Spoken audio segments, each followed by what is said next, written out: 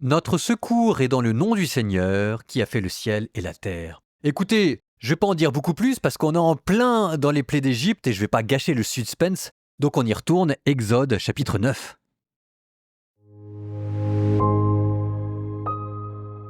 Le Seigneur dit à Moïse, « Va trouver Pharaon et dis-lui, ainsi parle le Seigneur, le Dieu des Hébreux, laisse partir mon peuple, afin qu'il me serve.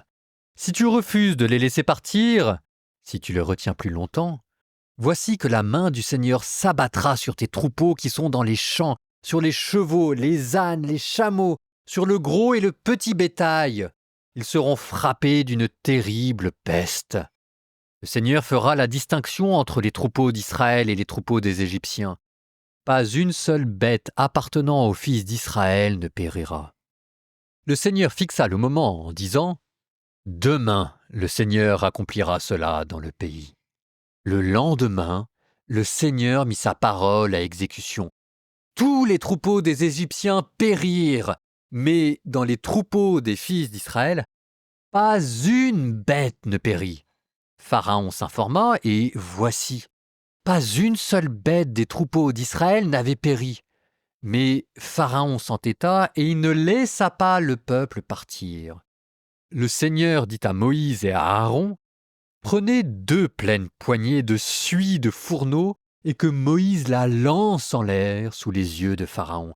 Elle deviendra une fine poussière qui retombera sur tout le pays d'Égypte et provoquera, chez les gens et les bêtes, des ulcères bourgeonnants en pustules. » Ils prirent de la suie de fourneau et vinrent se tenir devant Pharaon.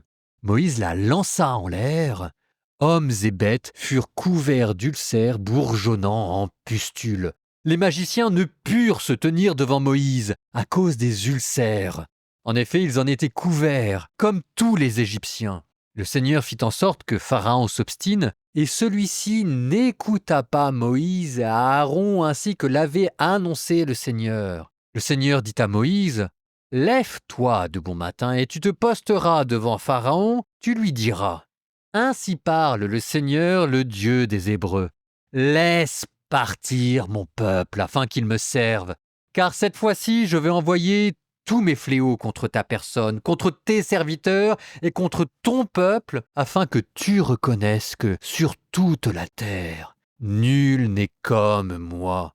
Si dès l'abord j'avais laissé aller ma main et t'avais frappé de la peste, toi et ton peuple, tu aurais été effacé de la terre. Cependant, je t'ai laissé subsister, et voici pourquoi. C'est afin que tu voies ma force, et qu'on proclame mon nom par toute la terre. Tu le prends de haut avec mon peuple en t'opposant à son départ?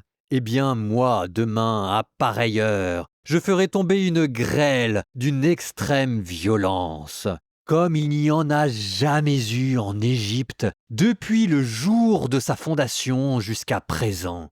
Maintenant, envoie donc mettre à l'abri tes troupeaux, ainsi que tout ce qui t'appartient dans les champs. Tout homme et toute bête qui se trouveront dans les champs et n'auront pas regagné les maisons, tous, quand la grêle s'abattra, périront. Parmi les serviteurs de Pharaon, celui qui craignit la parole du Seigneur mit à l'abri serviteurs et troupeaux. Mais celui qui ne prit pas à cœur la parole du Seigneur laissa dans les champs serviteurs et troupeaux. Le Seigneur dit à Moïse, « Étends la main vers le ciel, et qu'il y ait de la grêle partout en Égypte, sur les hommes et sur les bêtes, et sur l'herbe des champs dans ce pays d'Égypte. » Moïse étendit son bâton vers le ciel, et le Seigneur déchaîna tonnerre et grêle.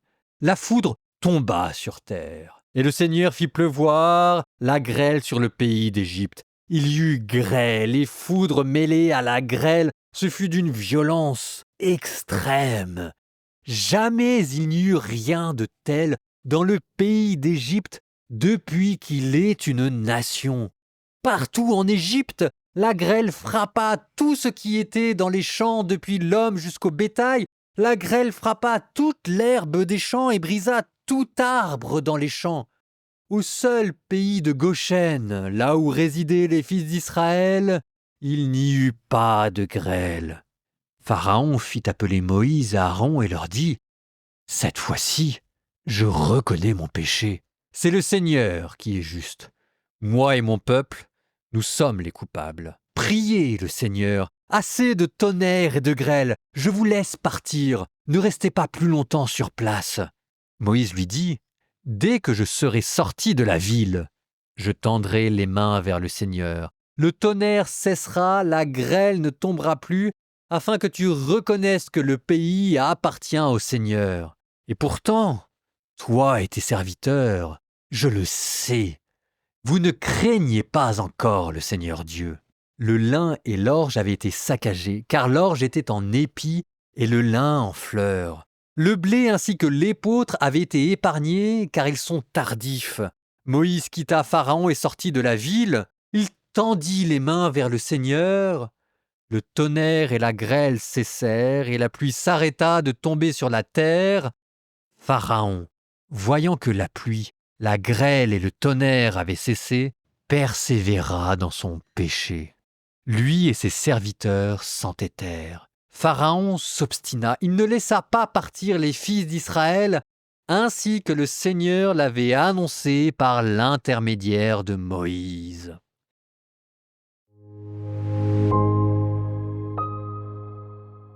Les plaies se suivent et ne se ressemblent pas. Malgré les apparences, elles ne se ressemblent pas. Tantôt c'est Moïse qui est à l'origine, tantôt c'est Aaron qui est à l'origine, tantôt c'est encore Dieu qui est directement à l'origine. Tantôt ce sont les magiciens qui essayent, qui n'y arrivent pas. Tantôt c'est encore le pharaon qui montre des motifs différents de s'endurcir le cœur.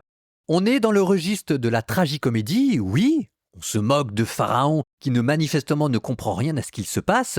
Mais derrière la tragicomédie de ces grenouilles, de ces serpents, de ces ulcères, de ces pustules, où on se moque de son adversaire, il y a comme un message sous-jacent d'explorer la dureté du cœur humain.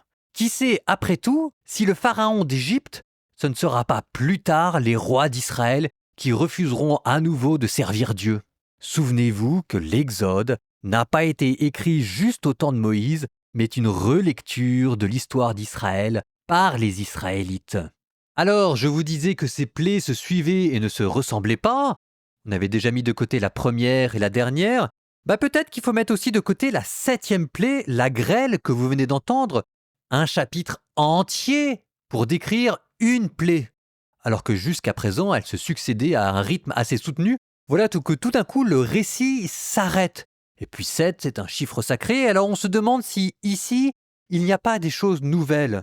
D'autant plus que Dieu introduit ce fléau en disant « Cette fois-ci, nouveauté, je vais envoyer tous mes fléaux, résumé et récapitulatif, sur ton cœur. » Toujours cette question de la dureté du cœur du pharaon. Pourquoi cela? Et c'est là que maintenant Dieu introduit un nouveau motif dans l'histoire sainte, afin que l'on comprenne pourquoi je t'ai épargné. Si je t'avais traité à la mesure du mal, tu n'existerais plus, mais je t'ai laissé survivre. Et si je t'ai laissé survivre, c'est pour te faire voir ma vigueur, afin qu'on publie mon nom par toute la terre. Et c'est là qu'on s'aperçoit que les plaies d'Égypte ne sont pas destinées uniquement au pharaon pour qu'il laisse partir son peuple, mais sont peut-être et d'abord avant tout destinées au peuple israélite, pour que le peuple israélite qui a perdu le souvenir de sa religion s'aperçoivent des merveilles que Dieu est capable de faire et donc à la fois rend grâce à Dieu pour toutes les merveilles qu'il accomplit devant lui et en même temps, c'est toujours cette ambivalence, se disent que Dieu est à craindre et que si un jour il se retrouve à la place du pharaon, voilà aussi comment Dieu les traitera. Parce que le but de ces plaies, je le redis, c'est pour publier mon nom par toute la terre afin que tout le monde sache, tout le monde ici ça veut dire les Hébreux, qui est Dieu, ce qu'il est capable de faire, ce qu'il pense, comment il punit le mal et comment il rétribue avec de l'honneur le bien. Et toujours pour vous montrer la nouveauté de cette plaie, vous avez le droit à un avertissement où Dieu dit « Voilà ce qui va se passer et aussi voilà ce que tu dois faire pour t'en protéger. Maintenant donc, et là il parle à Pharaon, envoie mettre à l'abri les troupeaux et tout ce qui est à toi dans les champs, tout homme et toute bête qui se trouveront dans les champs et n'auront pas été ramenés à la maison, la grêle s'abattra sur eux et ils mourront. » La grêle, vous pouvez penser ici aux eaux du déluge qui engloutissent les mauvais.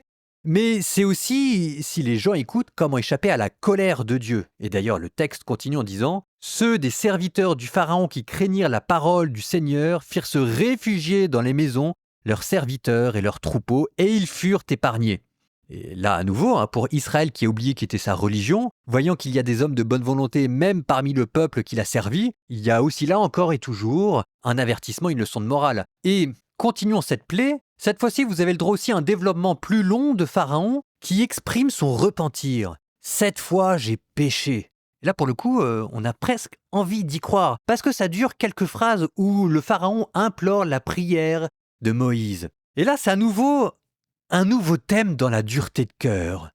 C'est-à-dire que Pharaon sait qu'il fait le mal. Pharaon sait qu'il a tort. Pharaon sait que c'est son problème et sa faute. Il demande pardon, mais il ne peut pas s'empêcher de continuer de mentir, de duper et d'essayer de tirer tout ce qu'il peut à lui. Cette fois-ci, c'est le stade ultime de la dureté de cœur. Faire le mal en pleine conscience. Cette fois-ci, j'ai péché. C'est le Seigneur qui a raison, et moi et mon peuple, nous avons tort. Et pourtant, il continue. Il y a pas de crainte de Dieu, il y a même plus de logique. D'une certaine manière, il y a même plus de mauvaise foi. Parce que le Pharaon confesse son péché. Il y a simplement le mal à l'état pur. Il a choisi de faire le mal de manière libre. Et c'est ça le sommet de la dureté humaine.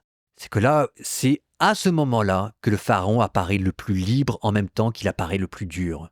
Et Dieu qui reprend la main en disant « Cela, je l'avais prévu et même je l'utiliserai pour publier mon nom par toute la terre afin qu'on voit qu'en face du mal, je suis capable de faire des merveilles et que je suis le Dieu qui endurcit les uns, qui récompense les autres. C'est la souveraineté de Dieu sur le mal qui s'exprime. Dieu qui dit à Pharaon « Tu veux jouer à ça ? Eh bien très bien, on va jouer à ça et je vais en rajouter une couche sur ta dureté de cœur et tu verras là où ça nous mène. » Psaume 4. Quand je crie, réponds-moi, Dieu ma justice. Toi qui me libères dans la détresse, pitié pour moi, écoute ma prière. Fils des hommes, jusqu'où irez-vous dans l'insulte à ma gloire, l'amour du néant et la course au mensonge ? Sachez que le Seigneur a mis à part son fidèle. Le Seigneur entend quand je crie vers lui. Mais vous, tremblez, ne péchez pas. Réfléchissez dans le secret, faites silence. Offrez les offrandes justes et faites confiance au Seigneur. Beaucoup demandent « Qui nous fera voir le bonheur ?» Sur nous, Seigneur, que s'illumine ton visage. Tu mets dans mon cœur plus de joie que toutes leurs vendanges et leurs moissons. Dans la paix, moi aussi, je me couche et je dors, car tu me donnes d'habiter, Seigneur, seul, dans la confiance.